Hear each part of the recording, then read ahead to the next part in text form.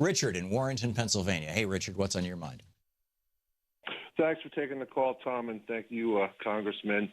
Language is so important.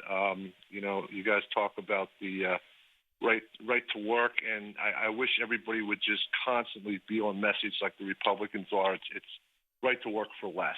Right. It's not global warming, it's global climate change.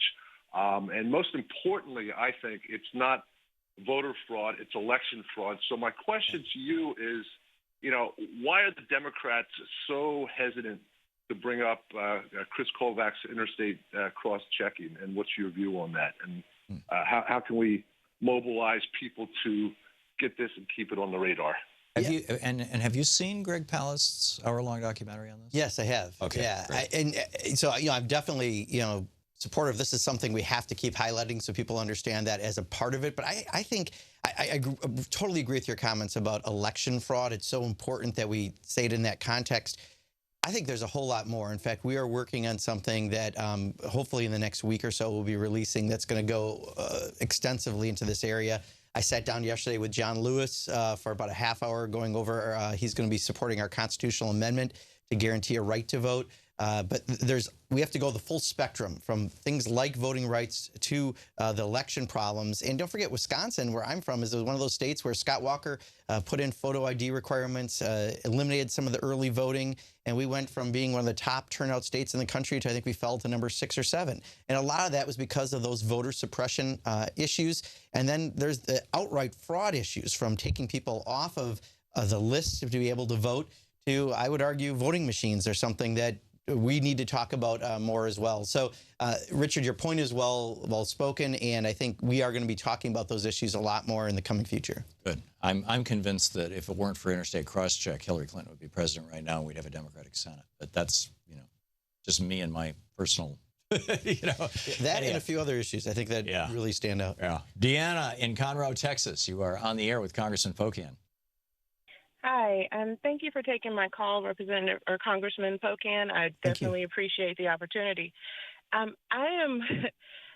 am very, very, very concerned, and that's still putting it mildly, about the outright fascism that's taking place right before our eyes in this country.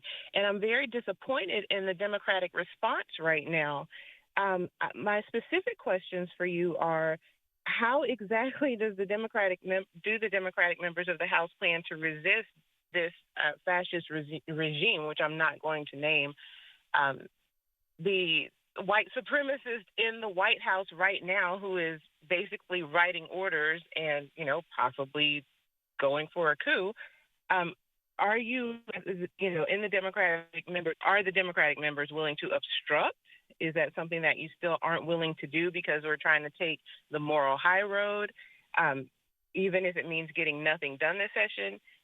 Also, we're being bombarded every single day, and the latest information is the leaked anti-LGBT executive order that will come out. How do you all plan to fight this? Bottom line, what is the Democratic Party waiting on to start fighting this fascist? And I mean fighting, resisting, obstructing, getting this to stop, because people are starting to die from the ACA, from the Muslim ban, from, now we're not going to have LGBT protections. People are going to die. And I need to know if I need to just leave the Democratic Party now because they're not willing to step up and fight, or if you guys have a plan and you're going to fight this.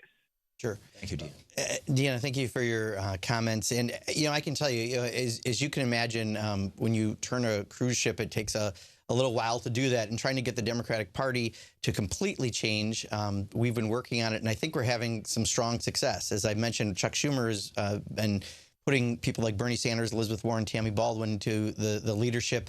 He's standing up. They're going to try to do everything they can to stop the Supreme Court nomination. They're voting now much more against all the nominations.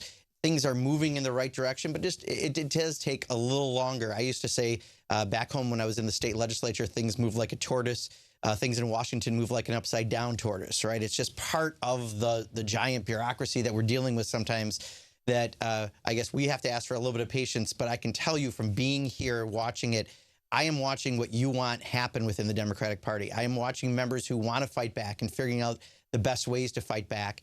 And a lot of it is we have the ability to talk about these things. We have a national audience. So I was on the floor today of Congress with a map showing the countries where Donald Trump has his business interests that weren't part of the Muslim ban, to talk about those conflicts of interest. And they afterwards said, you know, they try to use the rules saying I was somehow insulting the president or whatever the words they used. We don't give a damn. We're going to keep doing what we've got to do, and we're going to try to use that megaphone to get that message out there.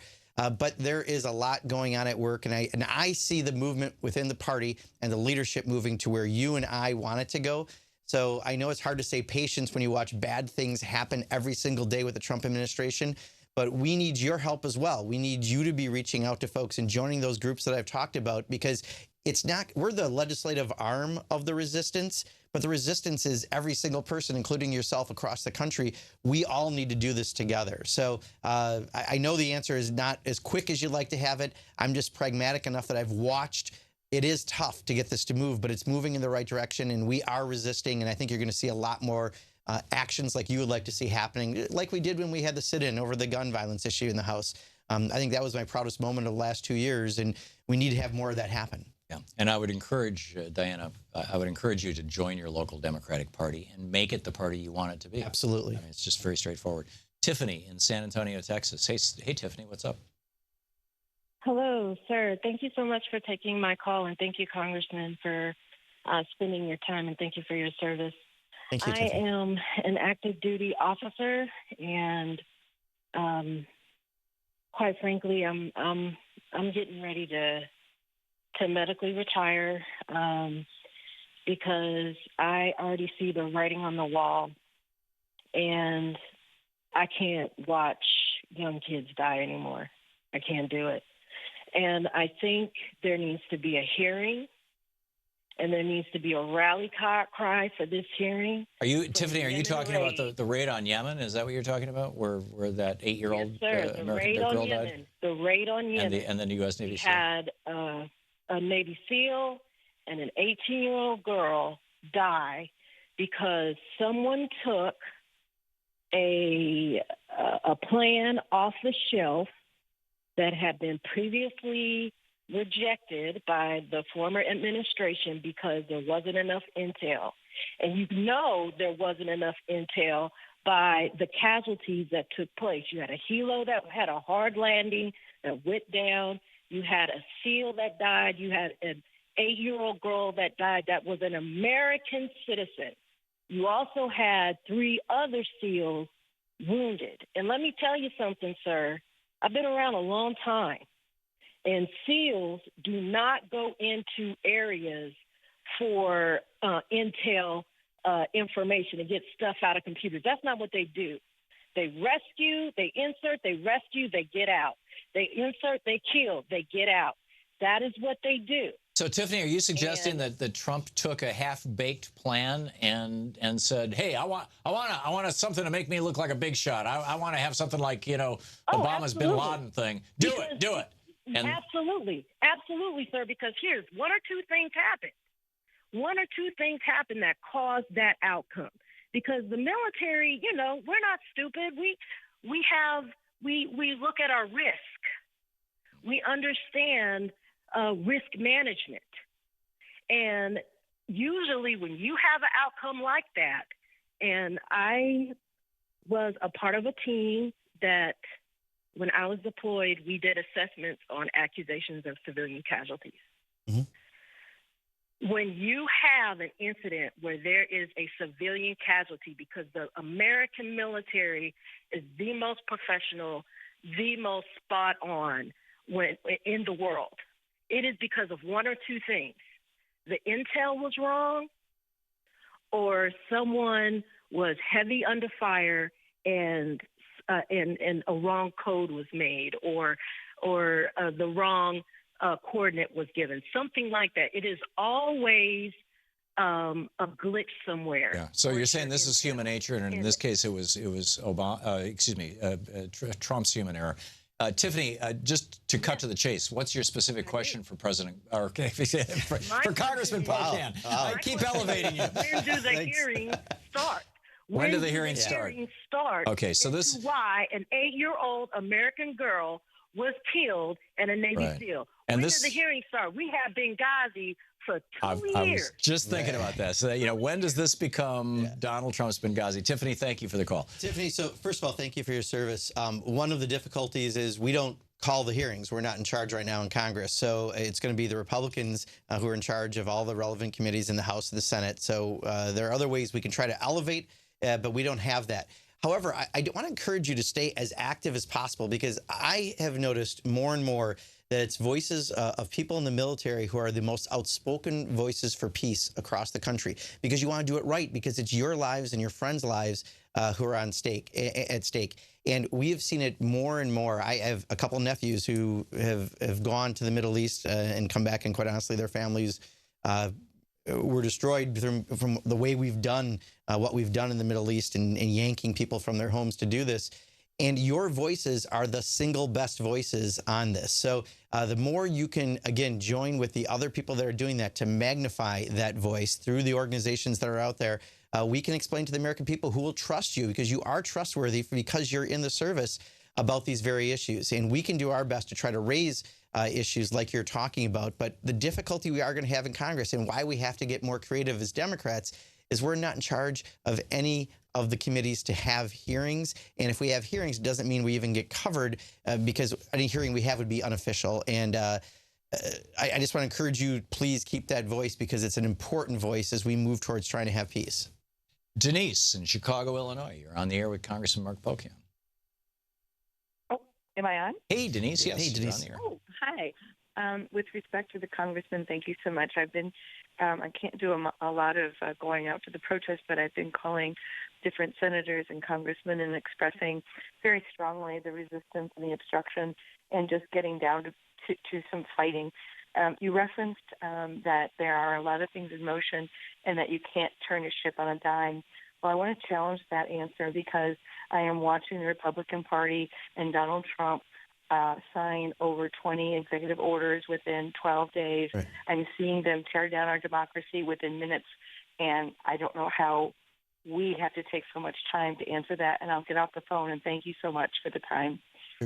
Denise, I think the difference, I would say, and hopefully I wasn't making an excuse for not having action, when you have the things happening as fast as they are, people are responding, but it depends whether the media covers it or not, and how many things can you respond to at any given time. I mean, I think over the weekend, because the ban on Muslims was kind of the solitary action and it got a lot of attention, it got the media's interest. But then, this week on the other ones don't get the same amount of coverage, and it's difficult. We can talk about it, but honestly, if it's not picked up, you don't know that we're talking about it in Washington. And that's the biggest frustration I have, is I can do a speech like I did for 5 minutes on the floor, but if no one covers it, no one knows that I'm calling out President Trump on his business interests, conflicts of interest, that could have been why he made the decision on what countries. And they're trying to say that it's because the prior administration put that list out. That's complete falsehood. That's in the alternative facts category, because there's a complete difference what that list was used for. And they're even saying it's only a little over 100 people are inconvenienced. No, it was hundreds of people, and thousands more are affected by that. So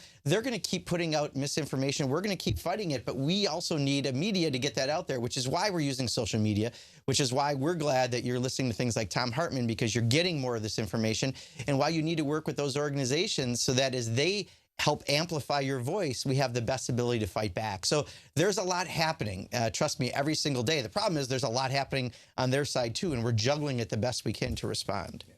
Congressman, we have a little less than a minute and a half left, so it wouldn't be fair to throw another caller on. Sure. Final thoughts for the week?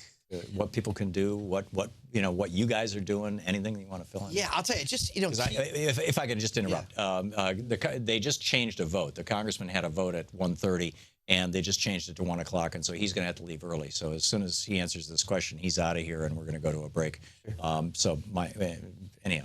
I just keep doing what we're doing. We have to keep this energy level up. We had millions of people come out for the Women's March across the country in over 600 communities.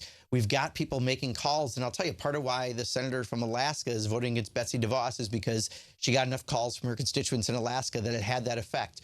We're winning. We're having the victories. There's a lot going on at once, and I understand people are a little overwhelmed and very frustrated, but being mad at everybody and everything isn't turning that into action, isn't organizing that energy. And I just want to encourage people in every possible way, find the groups that can help magnify your voice. Don't lose interest in this fight. Don't get discouraged and just give up. We can win. We've got people. We've got the issues. People are with us. We just have to turn it into action. And we are just your legislative arm of the resistance. But we can do this, and I really, truly believe we're going to win in the end. It's just right now, these are some really dark days, and we have to be ready for that. My formula has always been three things, and I'd love your feedback on this. Number one, get inside the Democratic Party. If possible, volunteer to be a precinct committee person or run for office. Number two, find an outside group that's with your passion. If it's environmental, join the Sierra Club. If it's the Constitution, join move2amend.org or Progressive Democrats of America, pdamerica.org. And number three, wake up every week, at least 3 to 5 people. Tell your friends. Tell them where the progressive media is. Tell them what you think. Is that?